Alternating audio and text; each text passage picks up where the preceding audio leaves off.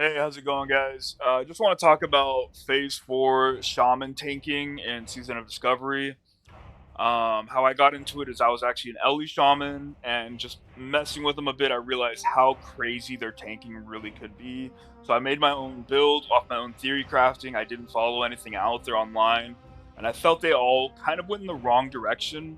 And I feel like they're outdated. They were theory crafted and never updated. Um, but I will show you my build.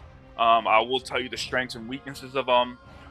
So far, they are like, I don't know if you notice the details meter in there right now. I'm pulling over like 2.5k DPS, and yeah, these guys are lower level than me. I'm kind of helping them level up. But my DPS is insane in dungeons. I think the only class that really goes toe to toe with me is a hunter with the explosion uh, trap and shot or whatever, you know what I mean? Those two abilities. But the DPS is just insane for AoE. I will get into that in a second. What I do want to show you here is the next pool. It's actually, it's pretty intense. It's not a big pool. It's just my healer gets kicked twice in a row, and that puts him out. Like he says, they're 12 seconds. I don't know if that's one kick or both of them combined, but he's out of commission for like a majority of the pool, so I don't have a healer, and I do pretty big pools. It's a lot of casters in this one, and the ogres actually hit fairly hard. So you'll see me take use of entangling root. Not entang sorry, earthbind totem, which entangles him. Right. He just said he's kicked, so I popped a potion. My health drops down really low. I did a grounding totem there. I'm doing chain heal. You see my health gets down to 159. I almost die right there. Right. I do another earthbind totem. I'm just trying to get ground, and create space. I'm using instacast chain heals to stay alive. I think I use this one on my priest to keep him alive. And I'm doing insane, like while kiting, I'm still doing like 2k DPS. And it's not even that big of a pack. It's just I had no healer, right? And the thing is, I don't know if shamans have good mitigation or not, because I do hear from a lot of healers that I'm a little squishy, and this is with like full point 0.5 tier 8 set and like all defense. Like I have 117 plus defense and every defensive talent there is. And I have shield mastery, way of earth on, and they still say I'm pretty squishy. I don't know if it's because I'm pulling so many mobs at once, or it's because I'm squishy. I don't know. You know what I mean? So far, my thought is that nothing contests with Shaman as far as DPS as a tank, um, but our mitigation might not be the best. Like I remember I did AV with a Druid Bear, and I didn't even have Spirit of the Alpha on, and he couldn't rip thread for me. Like, sure, he would taunt the boss in AV, and I would just Earth Shock right back. Like, he couldn't take thread off me. It was impossible. Um, Druids might have better mitigation, but dude, the threat on Shamans and the DPS output on AoE, like even single target, I do fairly okay. Like, I might be in 4th place in DPS, but sometimes I'm in 1st. Like, it really changes. But I think in general, they're a little bit under a DPS class when it comes to single target. They still pump. But let's get into the talents real quick. I'll show you the runes and show you the gear. All right. All right. So I do want to talk about the talents a little bit. You'll see a lot of builds out there online that are saying go full enhance with Storm Strike. I will get into that a little bit later. But for me, I find that you just pump with Ellie. Um, I get the 5% shock lightning damage. Fire totems is pretty big. Just extra mitigation. This is actually a really important talent. It gives 20% extra range to your Earthbind, which is huge for those big pulls, or if you need an emergency to like stop damage for a while. I find this to be a really good talent. Um, Elemental Focus for extra mana. This is huge because not only does it increase your shock damage, like the cooldown on your shocks increases more fire shocks, but also 1 second less for your Earth Shock, which is your taunt. It's pretty big. It's a really big talent. I'd say this is one of the most important in Ellie. This is actually really big. This reduces the cooldown. Like, I don't give a shit about Magma Totem. The damage is so small. Maybe it might be good against raid bosses, but Fire Nova for that AoE is huge, and getting 2 seconds shaved off of the cast time, making it proc in 1 minute, 1 second, is gigantic. It will do a ton of damage. Also, getting a lot of threat at the same time, and it's uncapped on targets. It's not like Molten Blast where you have 10 max, or Flame Shock where you have 5 max. So this is actually a really big talent right here. And then of course that juicy 100% crit damage with your spells. And then you want the shield specialization, not just for tanking, but with shield mastery, it gives you back more mana. Lightning Shield is the second biggest damage dealer you have when you use the overcharged rune. I take that out only for PvP and do Riptide. Riptide is actually pretty good for PvP, I think, and even for like raid bosses, I might use Riptide. It's just an extra heal, like for yourself and for your allies, and it's insta cast on an 8-second cooldown with a hot. Like, it's pretty big. I get this because I don't use Strength of Earth unless it's for like allies, and I don't really use Wind Fury unless it's for allies as well. I'll actually use Guardian Totems. Sure, Stone Skin is alright, but it's better than anything else since your main damage is actually going to be spell power and not your melee. Your melee is pretty trashed in this build. Now, this is good for Stone Skin, sure, but it's really big for that Grounding Totem. It doesn't just negate like one magic attack, like it'll negate every projectile coming out of all the casters until the Grounding Totem is dead. So it can negate a lot of spells at once if you time it right. Huge for PvE and PvP. Great talent here. And then 5% dodge, 10% armor, and then get that parry. This is just a huge addition to your tanking. There is a build where I do get Flurry, and I'll show you that later. And this is kind of like a meme. I tried it for a day, and I just wanted to put this in there in case you guys do try to do this build. And I'll tell you what it's like, right? Like, so the theory behind this was I didn't really care about these two top ones, but I'm never hard casting improved healing wave. It's always going to be a lesser healing wave or insta cast chain heal. That's why I went with the mana. And then I went with this, right? So I could try to just constantly keep 25% armor up by insta-casting Chain Heal and hope it will crit. But the critical strike chance was so low, it rarely procced. And when it did, my armor in the game went up by like 3% mitigation. So I figured 8 talents for barely having 3% mitigation and also sacrificing a lot of Chain Lightnings to have this proc was actually kind of a waste. Right, I think that was a huge waste. This is not the build for me. I tried it for a day, but you might think about doing this just to get that extra mitigation. What I actually settled on, and this is after like 6 or 7 iterations on the talent tree. I have messed with Eye of the Storm, which gives you 100% immunity to spell interruption while you're being attacked or damaged. This only procs after you get crit. And it sounds good in theory, but in PvE, this never procced. I had a weak aura that would pop up every time this happened, and it never happened. And it only worked in PvP. That was the only thing this was good for, and it's useless in PvE. It'll never happen if you have enough defense.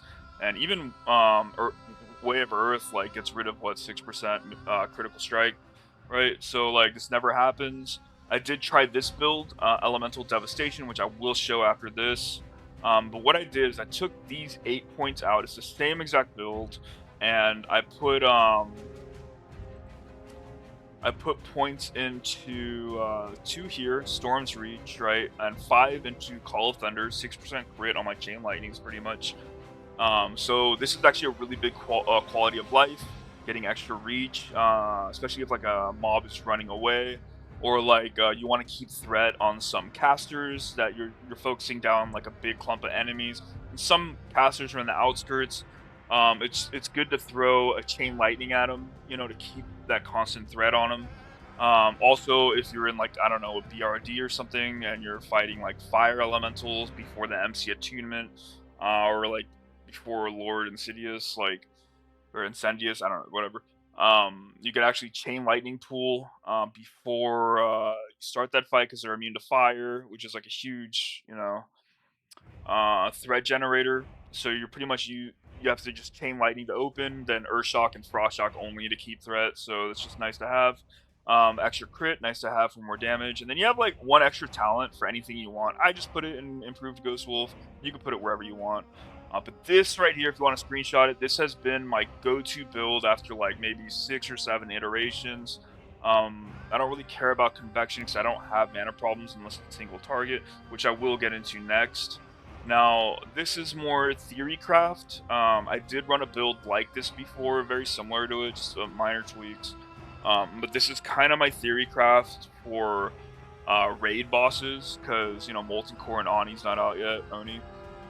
And the changes I made is I got rid of fire totem damage, I got rid of the earthbind, the fire totem delay, right, and the reach, I didn't care. I got rid of the crit, and I actually went into 3 points into mana reduction.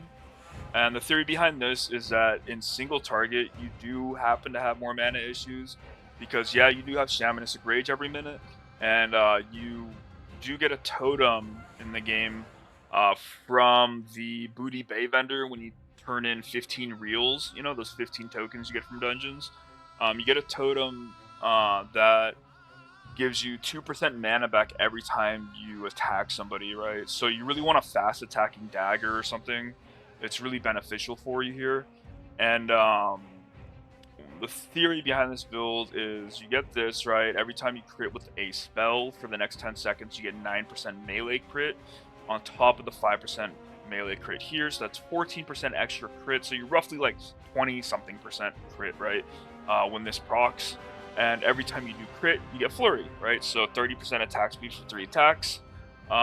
Increasing your attack speed, increasing the mana you generate, and that's kind of the theory behind this. I went less into improved lightning shield because you are a single target. This is more of a AoE ability at this point when you have overcharge, because when I am going to raid boss, I will probably get rid of overcharged and get Riptide for more survivability to heal myself and my allies. I think it's a great ability. And you really have no problem uh holding threat at all as a shaman, single target or multi-target AoE, doesn't matter. Like, you have probably some of the best threat in the game. Um, and maybe what, like, a rogue can out threat you in single target, but I think rogues are just really meant for single target tanking. They might be BIS for raids, for the raid bosses. They just suck for dungeons and AoE. That's just me. I don't play a rogue, but that's just what I've been hearing and from what I've been seeing in world boss events. But the thing is, I sacrificed 1 point of lightning shield and got the Riptide instead. And this is my theory craft behind maybe a raid boss, but I might be kind of an off tank, and I might be more of a support, right, to my raid. And what I did instead is, instead of getting grounding like guardian totems and lightning shield, I and actually getting rid of, like, a lot of the elemental tree here. I have a lot less threat here as far as like the critical strikes go. But I got more strength of earth or grace of air for my allies. I got more wind fury buff for my allies, and I got storm strike, which also gives a 20% additional nature damage buff to my raid. And I think other enhancement shamans will already bring this, and I think balanced druids as well have some sort of thing. I just remember in like phase 1 or 2 that they had some buff like this. I didn't play any of phase 3, so this is purely coming like from phase 2 to phase 4. Um, but this is just if you want to be more supportive to the team, right? And what I want to get at is, you might be looking at this build as weird because most builds online go for parsing. They go for highest damage possible while technically being a tank. Me personally, I go for highest mitigation and highest survivability, and Also, just enough to keep threat, more than anything. Like, that's what I aim for. I try to just contribute the most to the raid rather than parse. I don't really care about what my DPS is like as a tank. But these are the talents. Let me get into the runes and the gear real quick, and yeah. All right, so let's talk about the gear real quick. As you can see, I only have what Earth Shield on, Spirit of the Alpha, and Way of Earth. I'm sitting at like roughly 6,700 life. It goes up to like almost 9k most of the time when I'm in team content, but uh, when I'm like, close to fully buffed, it gets like over 9k. It hasn't really happened. I haven't had all the buffs yet. This is without the consumables as well. I'm using 0 consumables and 0 world buffs. This is, all my world buffs are kind of waiting for Molten Core right now. But as you can see, I have the full tier 0.5 set. And what I do want to say is it was my first time doing it. I just finished it a few days ago. And I've been playing like on and off since like classic vanilla, like 20 years ago or whatever. Played a lot of vanilla, TBC, Wrath, Kata. Started dropping off. I think I went to college and worked for a long time, and I didn't come back until like the tail end of PFA, and got into Shadowlands, and I don't even remember what the expansion was after. Dragonflight, I think, was after Shadowlands. I played it a little bit, on and off. I actually really like Classic a lot. And anyways, what I'm getting at is I never did the point 0.5 tier quest, and it was a really good experience. It was probably like one of the coolest things I've done in all of WoW content. It showed me a lot of the parts of the world that I didn't like really know about, and a lot of parts that I had no idea that's what that function was for. I actually spent some time in Silithus for the first time, because when I did play like 20 years ago, I was just pure PvPer. I never did raid content, I just really enjoyed PvP at the time. Um, so this was actually a really good experience. I highly recommend it to anyone that wants to do it. Now, for me, it took about like a week because I was also doing a lot of other stuff in between it. Um, but it also costed me like 1,200 gold, and I even had a really expensive part paid for, the Duke of Cinders part.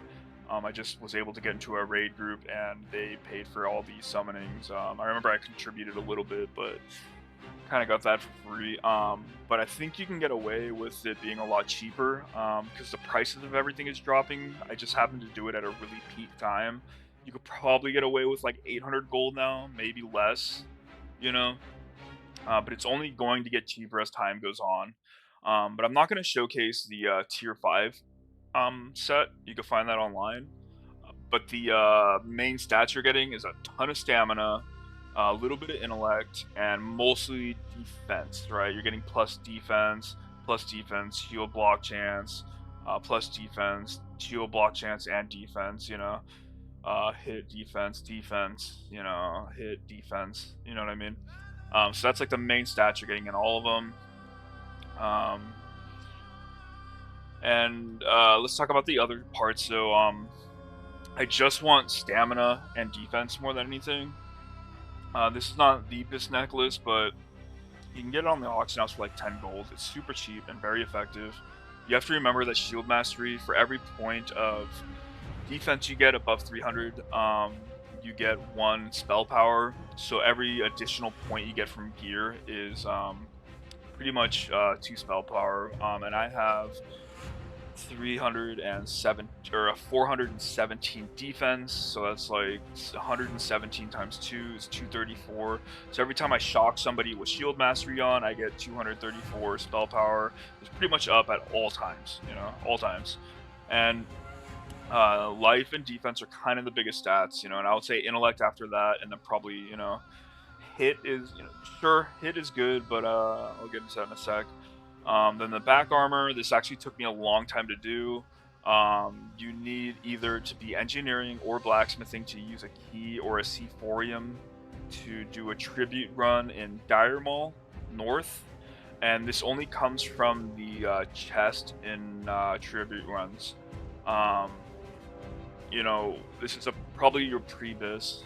I don't think anything really gets better than this, and it took me like a full day to get it. It's hard to get healers to do tribute runs, and usually people don't spam because they just want the buff and they dip, and they save it for later. But this one, look up a guide on how to do tribute runs. You need a lot of materials. Don't just go there and expect to do it. You need to buy a lot of materials. I usually buy enough for 5 at a time, and you need a way to open a door. You need C4 charges. I think the engineering skill is like 275 one, and then you need like some key from blacksmithing to open it, like either or you can get a rogue with 300 lockpicking. Those are the three only ways. So those are required. Um, then let's look at rings, right? Nagel ring is still pretty good, but in my honest opinion, I might swap out to this ring, which is the tier 5 summon boss in Ubers, right? He's fairly hard. You need some sort of mana drain on this fight, so you need like Hunter, Warlock, or Priest to mana drain him, and the only way to really summon him is you need the Brazier of Invocation. So you or somebody in your group has to have done the tier 5 quest line to summon him, and it's the only way to get this ring. It's 7 stamina, 18 or 16 spell power. It's like this for a lot of casters, but the reason I want to take it is like it has hit on it, and it has like 2 pretty good stats for me. You know what I mean? But the hit is actually like pretty important, I think. For at least raid bosses, because if you miss your if the Ursoc resists, that's like pretty big, um and then for this is like probably your best ring you could pretty much get pre uh raid. It's 12 stamina, 7 defense. That's like the big thing you're looking at here. uh you get this from Skolo. Again, you need the tier point 0.5 quest line to summon him with a Brazier of Invocation. It's the only way to summon the boss that drops this. Took me a while to get, but it's probably the best ring you'll get as a tank before Molten Core comes out. And then I haven't really looked into World Boss loot yet. Um, and then I have a lot of rings, right? Right now I'm using this from, I think it's is it Elbers? I think it's Elbers, right? But it's 13 stamina, 14 spell damage. I don't really care about the use, whatever. And then I actually use this 2% dodge chance. Like, dude, it just, out of all the trinkets I have, it just adds the most avoidance. I really like it a lot. I've tried other stuff. Some other trinkets I have here are, this is considering I haven't done any Sunken Temple. I skipped phase 3 entirely. you know. Like I also have this. I was using this for a while. Chance on hit to pretty much stone skin totem me for 10 seconds, and 7 passive defense. Pretty good. Um, I also had. I don't know. I think those are the 3 trinkets I was kind of juggling. I mean, I also in the beginning was using Burst of Knowledge and Briar Reed for the spell power, but I found these to be better. Some things I am saving up for Molten Core is like Fire Resist. You can get 2 of these from EFC. Fire Resist Ring, Fire Resist Ring, Fire Resist that, wrist, and necklace from the Oni attunement. And then I picked this up in BRD. It's pretty trash. Might not use it for just 10 Fire Resist. And this is also 10 Fire Resist, and it's pretty trash too. I'm just in case I need it. One trinket I am trying to get still is I think it's Elbers, right? And it's the Heart of Scales, 17 stamina, 10 fire resist, but like you also get 20 fire resist for 5 minutes on a 10-minute cooldown, so you can practically use this like every boss fight, you know what I mean, or every other boss, pretty much every boss fight. So this is like 30 fire resist, 17 stamina. It's a pretty big trinket. I usually do Elbers when I'm with a priest friend that wants this. It's like the best healing ring in the game, like for a while. So I usually do this with like a friend, priest, or healer, whoever needs this. I'm also looking for this. I think this is like a really good tanking weapon. It comes off of a rare spawn in Elbers right after the spider boss that does Mother's Milk quest, right? Crystal Fang drops this, so it's a pretty fast attacking dagger, so you get more mana back per attack. And it also like does a thunderclap ability chance on hit to make their attacks 10% slower, you know, and also increases defense by 7. I think that like that proc is like really good. The attack speed is really good, and it has 7 defense. I think it's probably like the best pre-raid this you can get, excluding like Sunken Temple. I haven't really looked at Sunken Temple that much. Um, but another one I might get is Diamond West. Last boss. This 7 defense dagger. It's a little bit faster. It's 1.3. Also gives +3 to daggers. Like doesn't hurt. You know what I mean? But the 7, it's just a 7 defense stat, which is like 14 spell power. But right now I'm using, this is like as good as I can get right now. It is the new dungeon DFC. It is 14 spell power, 6 stamina, 5 intellect. Pretty good, you know, still pretty good. I got this Draconian Deflector from Ubers, 10 defense, 7 stamina, 10 fire resist. There is a new enchant out for shields, specifically for shamans, and that is 30 spell power, 55 healing. It has both of them in one shield. Really strong. It's just expensive. You know, I can afford it for sure, but I don't know if I really want to commit that yet to a blue item that's going to be replaced next week from, you know, possibly from, you know, um, Molten Core. You know, I could get a Skull Flame. I actually found a Skull Flame shield and sold it for 1.5k. I just I rather have the gold, to be honest. And then, you know, the totem you get from the reels, 2% mana back. Another good one though, for at least dungeons, I think a good totem is actually, I used this for a long time, was Totem of Rage. You get from BRD, from like the second to last boss. 30 damage to your flame shock, pretty much. I think that's pretty big, you know. At least if you're doing AoE stuff. But I've just committed to this. You know, I don't really care about the AoEs. Just it does enough damage on its own. You know, this just helps with boss fights, pretty much. That's why I use this. Um, some consumables you want to start thinking about is I got fire spell damage and arcane elixir, so 35 spell damage. Brute force, 18 stamina and strength. Mighty troll's blood, just regen. I got some flask of titans. I'll probably buy more because it's fairly cheap right now, and I know it's gonna skyrocket when uh, MC comes out. This is the best food I can get. I think the only better one like comes out way later. It's like the 25 stamina one, but it's just very expensive to make. You know, 450 armor. These I think are new. Conductive shield coating, so you have 24 spell power when you put it on your shield. It's like your shield oil, you know. I got a bunch of greater fire protection potions. Um, and I also got you know, stocked up on potions, and also these you buy when you do a tribute run. So when you are trying to get that back armor, you could buy like, I don't know, 30 should be enough for a while. They're really cheap to buy them, you know. And it's pretty much 10 stamina for 15 minutes, you know, stacks with food. I think there is a 15 stamina one out there. It's just really expensive. I think the only way to really get it is fishing. So I'm like, dude, save hella gold for what, 5 stamina, you know? So I think that's a really good consumable to get as well, you know? And I got 3 of these from the, I think it was the 0.5 tier quest, 15 resist for 30 minutes. I don't know what it stacks with, but I'm gonna try it. Alright, and the runes I want to talk about, I don't have all of them. You know, I have a 60 Shaman, 40 Shaman, and a 25 Shaman. I just didn't want to get Maelstrom again more than anything. But I find Power Surge is just way better for AoE. Maelstrom might be better for raid bosses, so I might get that before MC launches.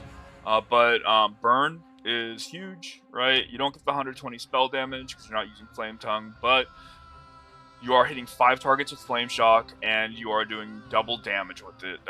Dude, that alone is like huge, right? And it lasts 6 seconds longer, which isn't insanely good because you're constantly casting it over and over, you know. But it's just better than nothing, right? So burn is actually huge. Shield mastery, kind of a given. You get a ton of mana back. You get 30% extra armor per block. You know, 5 stacks, so like 150% of your shield's armor.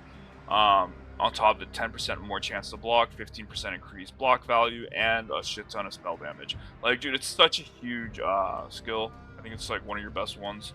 Um, I don't really care about Fire Nova. I just cast it anyways. I don't have Maelstrom, but Power Surge, like, sure, you do get a lot of MP5 from it, but I think the Instacast is really huge.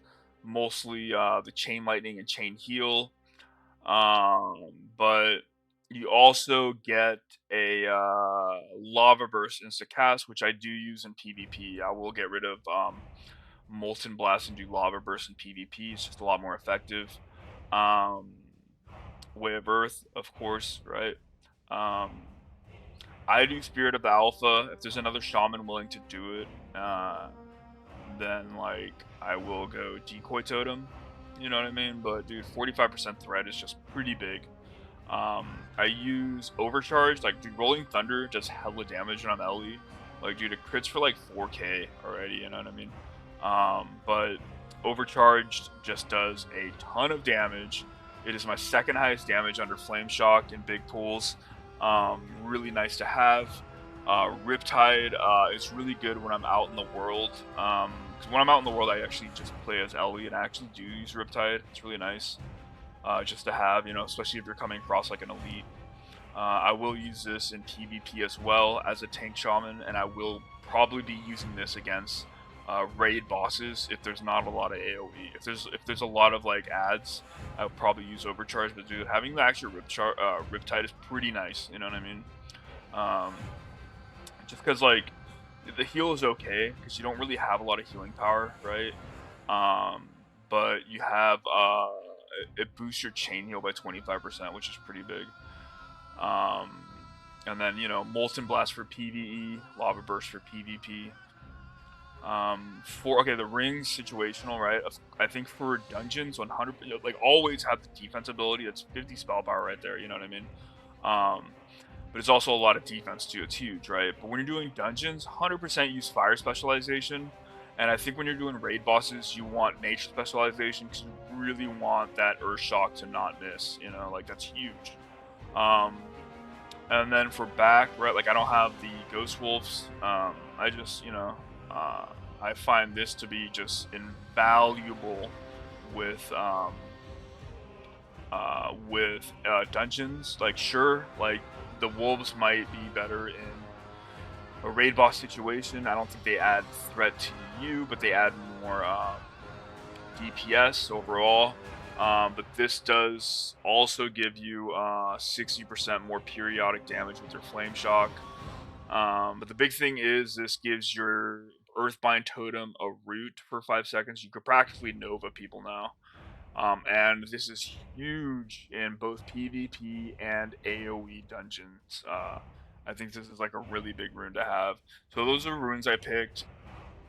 Alright, yeah, and if anybody's got some tips or tricks they want to share with the community, maybe something I'm missing out on, you know, or some items, talents, builds that you think will be more effective in either dungeons or in Molten Core, please share. And you know, I couldn't really find what a defensive cap is going to be for SoD, since a lot of it's just classic era out there, and they keep pointing to the defensive cap of 440.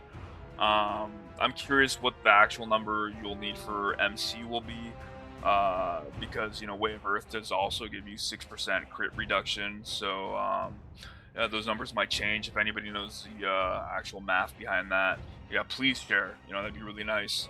Um, Also, maybe if there's better gear out there, you know, I really didn't look into world bosses or Sunken Temple, but if you think it's worth doing those for the gear, please let us know what to look out for. And Yeah, any tips or tricks you got would help all of us out. I'm here to grow. All of us just want to get better, and have fun. All right, thank you very much.